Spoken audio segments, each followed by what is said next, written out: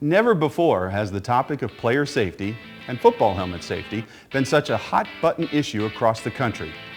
But it's always been at the top of our priority list at Schutt Sports.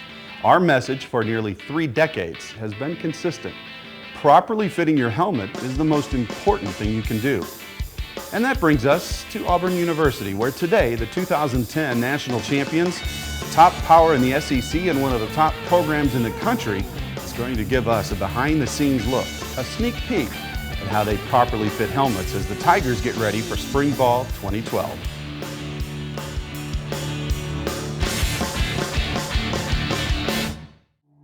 We talk about family here all the time in Auburn, the Auburn family. It's no more important than me. When you drop your son off here in my equipment room, their life is now in my hands. So if we don't follow the manufacturer guidelines and we don't take a look at what these helmets can and cannot do in the fit process that we go through, I put your son's life in danger. So that's how important it is to us. We're always looking for feedback from our athletes. What you're going to find back from an athlete first, it's fashion over function. And I think what they see in the NFL has a lot to do with what they do down here.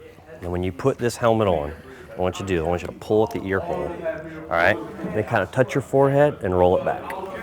You really want them to have that feel of when they put that helmet on and they feel the snugness around it instead of, I always call it easy on, easy off. I'm not a big fan of easy on, easy off because when you get hit, chances of it coming off are a lot easier than if you had to really think about putting the helmet on correctly and pulling the ear holes and putting it up over your head and getting that nice snug fit over the jawline and everything else.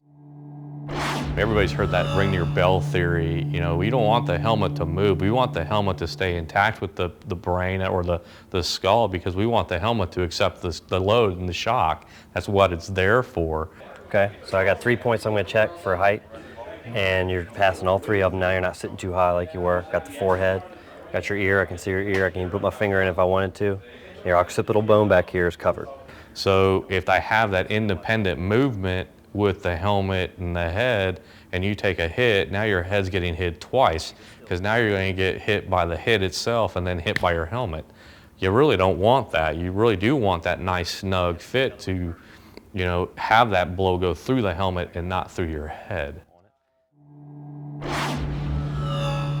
Yeah, when we're actually placing a player in a helmet, it is a process. Do you remember what you wore in high school? You don't remember? That's fine, it's not a big deal. I just like to ask to know what past experiences you've had. You ever had any serious neck or head injury, shoulder, anything like that? Not everybody's head shape is the same. Some people are bald, some people have the dreadlocks, some people have different style hair.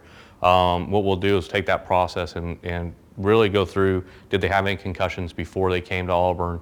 You know, what helmet they wore in high school? Did they have this many options? And that process starts just by asking those simple little questions. Just like different helmets that go on different heads, you have different chin straps that go on different chins. When we fit a chin strap, we're always going to fit to the bottom buckle first and then to the upper buckle, having the same type of consistency and tension for both, and really making sure that they understand, guys, see how the chin strap actually fits up underneath your jaw. And you know, you're not super tight. You can open your mouth as wide as you can. Your helmet's not coming over your nose or any of those situations. And guys, here's the biggest thing. Don't adjust the buckles on your own.